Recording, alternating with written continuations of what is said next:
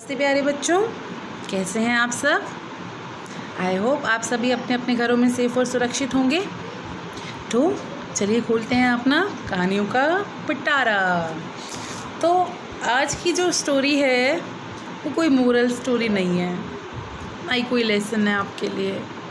आज की जो स्टोरी मैं आपके लिए लेकर आई हूँ वो हमारी रामायण का एक पार्ट है, जो है वनवास। भगवान श्री राम की जब शादी हो जाती है माता सीता के साथ, तो उनकी जो मंजली माता होती हैं, माता कैकेयी, जो कि भरत और शत्रुघ्न जी की भी माता हैं, वो भगवान श्री राम के जो पिताजी थे, उनके फादर थे राजा दशरथ, उनसे कुछ वर मांगती हैं। जैसा कि राजा दशरथ ने अपना एक प्रॉमिस उनको किया हुआ था कि वो अपनी पूरी लाइफ टाइम में कभी भी चाहें तो महाराजा दशरथ से 3 वर मांग सकती हैं। और जो भगवान जो महाराज दशरथ जी हैं, उनका जो कुल था वो रघुकुल था, और उनके वहाँ शुरू से ही एक बात चली आ रही थी, रघुकुल रीति सदा चली आई, प्राण जाए पर वचन न जाए। इसका अर्थ है कि अगर किसी रघुकुल वासी ने अगर किसी को कोई प्रॉमिस किया है तो वो अपनी जान देकर भी अपना प्रॉमिस पूरा करता है, किसी भी कीमत पर, किसी भी सिचुएशन में अपने प्रॉमिस को नहीं तोड़ता है। तो महाराजा दशरथ भी जो थे वो इसी रीति का पालन करते हुए मजबूरन अपनी जो सेकंड वाइफ थी उनके वचन से बंधकर उनको भगवान श्री राम को वनवास देना पड़ जाता है। और जो भगवान श्री राम थे वो पुरुषोत्तम थे, तो वो अपने फादर का बहुत मान करते थे। तो उनके अकॉर्डिंगली अगर उनके पिताजी ने वचन दिए हैं तो वो हंसकर वो वचन निभाना चाहते थे, क्योंकि वो भी रघुकुल की रीति को आगे बढ़ाना चाहते थे कि रघुकुल रीति सदा चली आई, प्राण जाए पर वचन न जाए। तो अपने पिता के वचन को निभाने के लिए वो खुशी खुशी वन जाने के लिए तैयार हो जाते हैं। माता कैकेयी ने जो वर मांगे थे उसके अकॉर्डिंगली जो सारा राज्य था वो भरत जी को मिल जाना था, और भगवान श्री राम को 14 वर्ष के लिए वनवास जाना था।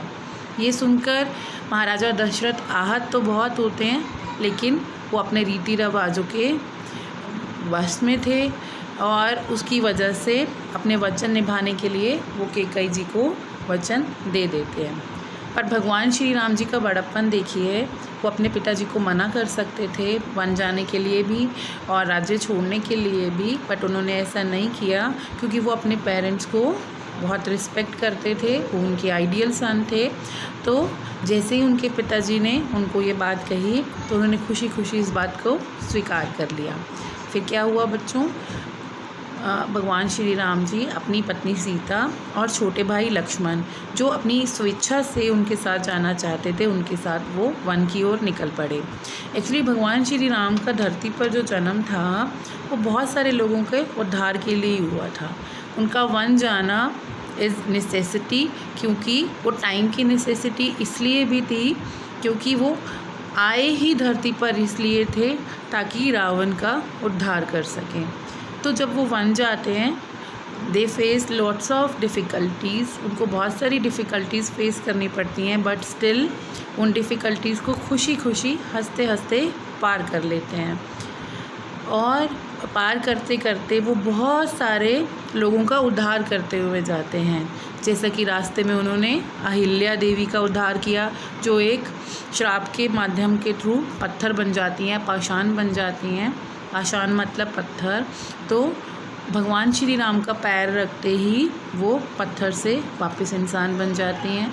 उनका जन्म अहिल्या देवी के उद्धार के लिए ही हुआ था, उनको श्राप से मुक्त करने के लिए था। फिर शबरी, आपने सुना होगा शबरी की कहानी, कि शबरी जो थी कैसे झूठे बेर भगवान जी को खिलाती है। तो हम सब हमेशा ऐसा सोचते हैं कि हमने घर में जब भी कोई चीज़ बनाई है तो उसका पहला भोग भगवान को लगाएं और उसके बाद खुद खाएं। हमें से बहुत सारे लोग ऐसा करते हैं, बट मैं भी ऐसा मानती हूँ और शायद ऐसा होना भी चाहिए भगवान को टेस्ट कराने से पहले हमें खुद टेस्ट कर लेना चाहिए। समटाइम्स नमक ज़्यादा हो सकता है, मीठा कम हो सकता है, तीखा ज़्यादा हो सकता है, खट्टा हो सकता है, इस तरीके के कुछ भी हो सकता है, और हम बिना चखे भगवान जी को वैसा खिला रहे हैं। तो शबरी जी ने भी क्या किया, जब वो बेर अपने बाग के वहाँ पर राम जी को खिलाने लगती है तो वो पहले टेस्ट कर देखती है। खट्टा बेर, खराब बेर को साइड कर देती है, और जो मीठा होता है वो अपना जूठा राम जी को खिलाती है, राम जी को भोग लगाती है, जिससे प्रसन्न होकर उनका भी उद्धार होता है।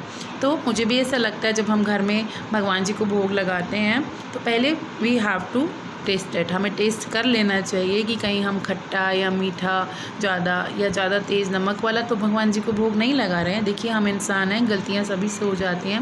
We are not perfect in every situation. Sometimes बहुत अच्छा कुक भी छोटी से छोटी गलती कर देता है, तो हमें टेस्ट कर लेना चाहिए ताकि हम भगवान जी को परफेक्ट भोग लगा सकें। तो शबरी जी ने भी वैसा ही किया, इस तरीके से शबरी जी का भी उद्धार हुआ।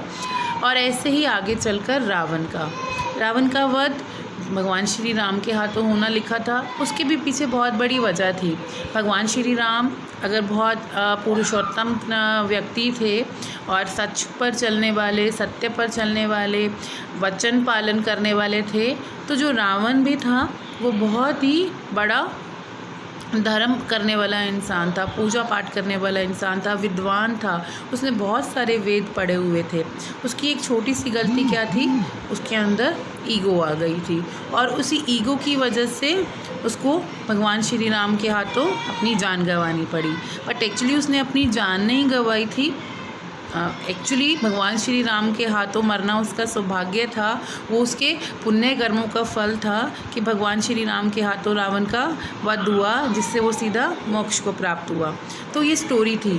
और जब जैसे ही रावण का उद्धार कर भगवान श्री राम अयोध्या वापस आते हैं, तो उस दिन अयोध्या नगरी को पूरे दीपों से सजाया जाता है, दियों से सजाया जाता है।